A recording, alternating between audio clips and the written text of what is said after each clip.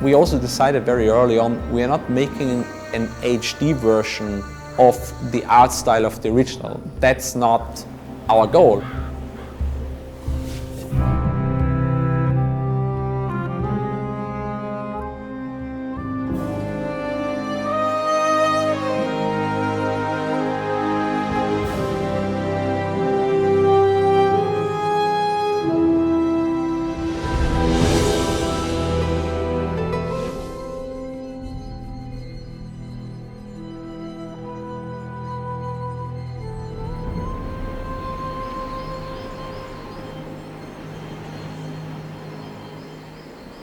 Yeah, Gothic Remake walks this fine line between being realistic and believable, and also at the same time having this dark fantasy themed inside. No?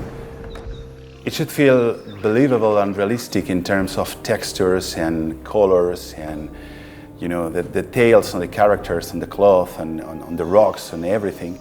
Those opposite forces, and one is leaning more than naturalistic, believable, realistic world, and the other one is leaning designs of creatures and environments and everything to a more fantastical and dark, grim world. It's a real world, it tries to be a real medieval simulation, I would say, but with a twist of dark magic and weird stuff happening. We looked at it from the perspective of the full spectrum of Gothic games done by Piranha Bytes, because these are the canon Gothic games, and these are the ones we need to look at. And I also feel like these are the ones that the fan base liked the most. Like if you look at like a scavenger in Gothic 3, he looks very different than in Gothic 1. In an ideal world, we create an art style that is kind of like not just for one game, but for an entire new series within like the Gothic franchise. So we had like the classic Gothic games. We wanted to make it a realistic art style, so it should not be something that should feel like a fantasy game. Sobre todo porque tuvimos que reinterpretar cómo estaba hecho el original y cómo trasladarlo a algo que fuera verosímil y que fuera algo realista. Y al final nos costó mucho encontrar como que el estilo de que queríamos orientar, por ejemplo, las construcciones, cómo iban a ser las casas, cómo iban a ser los puentes colgantes. Entonces, encontrar el estilo nos costó bastante. Una vez que ya lo encontramos, ya fue todo hacia esa dirección, pero hasta que llegamos ahí fue bastante complicado. Lo más difícil yo creo que ha sido adaptar las ideas originales de los diseños originales, del gótico original, y llevarlos a algo un poco más verosímil, un poco más realista, pero no real, sino simplemente verosímil, y también aportar algo nuestro. Y yo creo que convertir esa idea original en algo de ahora, algo más moderno, pero nuestro también, ha sido lo más complicado. Even like back then in 2001 and 2002, when Gothic 1 and 2 came out, they were not considered as like new references in terms of graphics. I mean, they had certain things that were really cool and unique, but like nothing that was like, wow, this is like the new benchmark.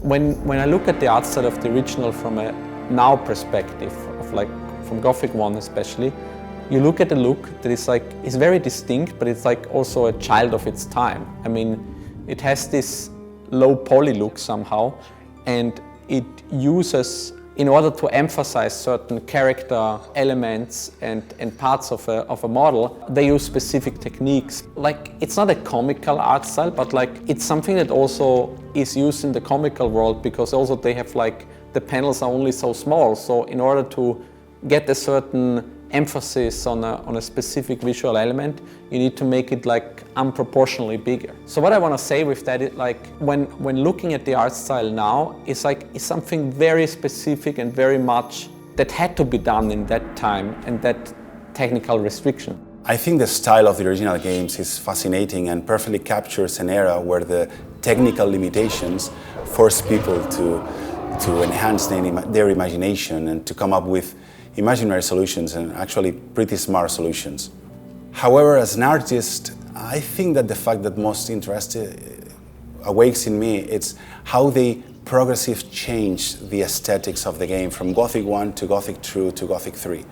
I mean, it's like from Gothic 1 to Gothic 2, there's a clear shift in tone, in colors, and everything that the game is trying to visually convey. And at the same time, as I told you, I think that the aesthetic of the three games evolved with the time, and they started to, to take decisions to make everything more rounded and more realistic and more believable in terms of how animals should look and how environments should look and the proportions and everything. One of the most interesting parts is when you play Gothic 2 and you discover that all of this dark aesthetic just disappears as the barrier disappears, and now the game outside the colony, outside the barrier, is actually vibrant and full of life. And this changed the mood completely of the game. No? This evolution in the games, I think it's pretty smart for the age, and I think this is something that we should also try to respect at maximum. When we talk about people and players perceive Gothic, they're like, well, what do you do? I mean, yeah, it looks nice, but it doesn't look like the original.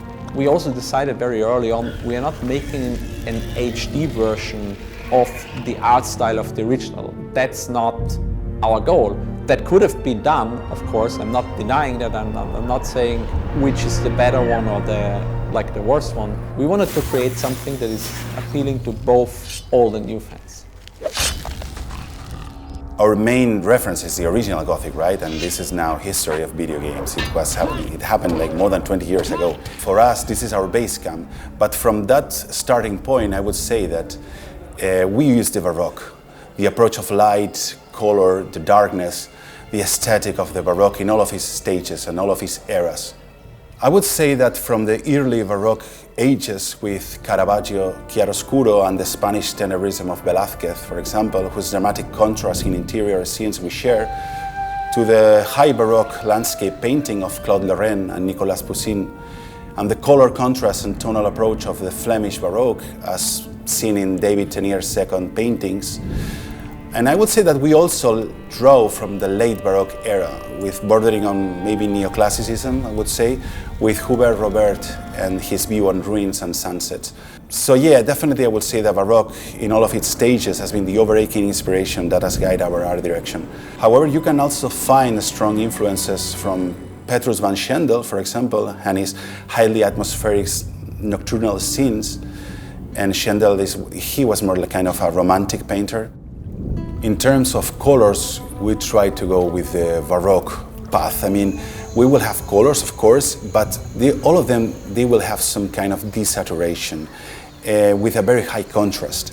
And we're trying to force a little the ochre shades, so everything feels more grounded, more brownish, more greenier, more yellowish, like the original Baroque paintings. And the idea is to create this environment as believable, but it's also dramatic. So when we started to work on the Gothic projects, after the playable teaser, I mean, one thing that was very clear, like, we need to get this more dark and gritty and depressing atmosphere. It's a prison colony after all, so it shouldn't have like this bluish, bright, overcast, lush tone. But like for Gothic 1, we needed to have it like very, with a very specific look also to convey this atmosphere. There was also some new techniques coming in, because we started the Gothic 1 remake in Unreal 4 and we converted, I guess it was after a year and a half, to Unreal 5, which brought this new light system, Lumen, in there. And Lumen works in a specific way. It's a system to do global illumination for like in real time. And it's a very powerful system, but it also brings some restrictions in order to work really well. So we had to like make actually that the global animation works. We had to make certain spots brighter than what we actually wanted it to do, and what is good maybe for the art style and the game. All of the creatures that have been redesigned has been with the original vision in mind. So we try to make homage and try to understand what the original creators were trying to do. For example, with the scavenger, there's a typical classical creature in the world of Gothic, no? We took the original scavenger, we analyzed it, we understood what they were trying to say, what type of animal it should be, and we reinforced and we enhanced the main traits, the traits that we decided were the main traits. And people at the beginning were reacting like, okay, it's similar, but it feels different. But when they saw moving and they understood the way the creature worked and the way the creature was moving and reacting into the living world, they understood that essentially we're talking about the same creature. It's behaving like expected. And then the artistic decisions took on the shape, on the colors, and everything made sense. We have tried to be really faithful to the original, yeah. But we always wanted, we also wanted to give something from our point of view, or our own experiences, our own tastes, and our own, I don't know, from ourselves, you know. And I think people should also have in mind that we are creatives and we want to give something from ourselves. So maybe expect some, you know, some deviations from minor things. I think we assembled an amazing team of artists, an amazing team that sees the challenges as an opportunity to grow and to learn something and to, you know, raise the bar again and again. And for me, it was an incredible experience to come here every day to work with them. It's been an interesting challenge, and I cannot wait to the players to play our game and explore the world that we craft. And hopefully they will see, we will awake some memories of Gothic 1, and they will recognize places and environments and characters.